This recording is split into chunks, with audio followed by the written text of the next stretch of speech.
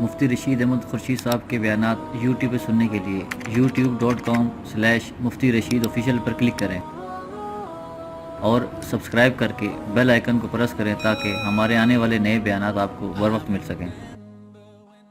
آج کل تو جدید ٹیکنالوجی کا دور ہے، موبائل ہمارے گھروں میں آ گئے ہیں، میڈیا ہمارے گھروں میں آ گیا ہے، سوشل میڈیا ہمارے ہاتھوں میں آ گیا ہے۔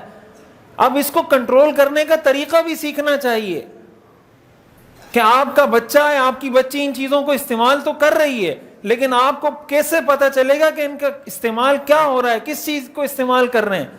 آج کل اس کے لیے باقاعدہ سافٹ ویئر بنے ہوئے ہیں، اپلیکیشنز بنی ہوئی ہیں، آپ سارے موبائلز کو کنٹرول کر سکتے ہیں۔ آپ کے گھر میں 10 موبائل ہیں، آپ 10 کے 10 موبائل کو اپنے ایک موبائل سے کنٹرول کر سکتے ہیں۔ آپ کو پتہ چل سکتا ہے آپ کے موبائل میں کہ ان موبائلوں میں کیا ہو رہا ہے۔ ویسے تو ہم ٹیکنالوجی کی باتیں کرتے ہیں، ویسے تو ہم کہتے ہیں کہ بھئی ہم بڑے ایڈوانس ہیں۔ جب ایڈوانس ہے تو کنٹرول کریں نا ان چیزوں کو، کون کرے گا کنٹرول؟ یہی وجہ ہوتی ہے کہ پھر جب والدین بچی کا رشتہ کرواتے ہیں، بھئی فلاں جگہ رشتہ کرو، بچیاں کہتی ہیں ہم رشتہ نہیں کر رہے۔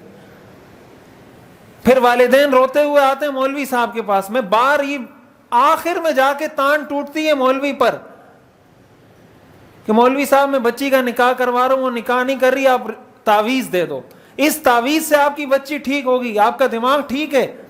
10 سال آپ نے اس کو یونیورسٹیوں میں پڑھایا، کو ایجوکیشن سسٹم میں اس کو رکھا، اس کی تربیت کے حوالے سے اس سے کچھ پوچھا نہیں، اس نے اپنا سارا مائنڈ سیٹ بنا لیا، سارا ذہن بنا لیا، ساری پلاننگ کر لی، ساری منصوبہ بندی کر لی، سب کچھ اس نے اوکے کر لیا۔ اب آپ کو مولوی صاحب تعویذ دے گا اور اس کی 10 سال کی محنت ختم ہو جائے گی۔ مولوی صاحب کوئی جادوگر ہے کیا؟ اس کے پاس کوئی جادو کی چھڑی ہے کیا؟ یہ کوئی تماشا ہے، کوئی مذاق ہے کہ ایک تعویذ سے، ایک چف کرنے سے آپ کا بیٹا بھی ٹھیک ہو جائے گا، آپ کی بیٹی بھی ٹھیک ہو جائے گی؟ پھر یہ دم درود، یہ تعویذیں، یہ تعویذ پھر کام نہیں آتے۔ پھر اسی کا نتیجہ ہوتا ہے کہ لوگ 2 نمبر صحیح آدمی کے پاس آئیں گے، وہ آپ کو کہے گا بھائی یہ تعویذ کا کام نہیں ہے۔ 2 نمبر آدمی کے پاس جائیں گے، وہ آپ کو کہے گا آپ پر تو تعویذ کیا ہوا ہے، آپ کی بیٹی پر کسی نے جادو کیا ہوا ہے، اس لیے وہ آپ کی کوئی بھی بات نہیں مانتی۔ وہ آپ کی بات اس لیے نہیں مانتی کہ 10 سال تو آپ نے اس کو کھلا چھوڑا ہوا تھا۔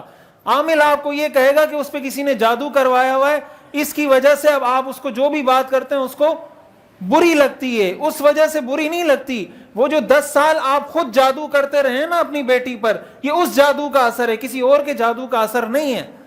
یہ خام خیالیوں سے، غلط فہمیوں سے نکلیں۔ پھر آپ اس کو 10-10 ہزار روپے دیتے رہیں، ایک دفعہ جائیں دم کروائیں 10 ہزار روپے دیں، پھر جائیں 10 ہزار روپے دیں، پھر اگلی دفعہ جائیں 10 ہزار روپے دیں، بیٹھے رہیں انتظار میں کہ آپ کا بیٹا یا آپ کی بیٹی ٹھیک ہو جائے گی۔ اور یہ جادو کا اثر، یہ جادو ہم خود کرتے ہیں، اس سے بڑا جادو اور کیا ہوگا؟ یعنی اس کا مطلب ہم نے سارے اسباب کے اثرات کو تسلیم کرنے سے انکار کر دیا۔ اس کا مطلب آپ آگ جلائیں، ماچس لیں، تیلی سے آگ جلائیں کپڑے کو، جب آگ بھڑک جائے مولوی صاحب کے پاس جائیں، اس کو کہیں کہ مجھے تعویذ دیں کہ یہ آگ ابھی بجھ جائے۔ بھائی جب آپ ماچس کی تیلی لے کر کسی کپڑے کو آگ لگائیں گے وہاں آگ لگے گی، مولوی صاحب کی تعویذ سے وہ آگ قیامت تک نہیں بجھے گی۔ وہ اگر آگ بجھے گی اس طریقے سے جو بجھانے کا طریقہ ہے، جو اللہ نے بتایا ہے کہ اس طریقے سے آگ بجھے گی تو بجھے گی۔ مولوی صاحب پورا قرآن ختم کرے، یاسین کے ختم کرے، آپ قرآن خوانیاں کروائیں، کسی عامل کے پاس جائیں، وہ آگ نہیں بجھے گی۔ ہر چیز کے لیے اللہ نے کوئی سبب مقرر کیا ہے کہ کون سا کام کس سبب کے نتیجے میں وجود میں آتا ہے۔ آگ آپ نے لگا دی ماچس کی تیلی کے ذریعے، بجھانے کے لیے آپ مولوی صاحب کے پاس آ گئے، بجھانی بھی آپ کو پڑے گی۔ ابھی یہ جو جادو آپ نے کر کے آگ لگائی ہے، آپ کو عامل کہے گا یہ کسی نے جادو کیا تھا اس لیے آگ لگ گئی، یہ آگ اس وجہ سے نہیں لگی، آپ کی ماچس کی تیلی کی وجہ سے لگی ہے آگ۔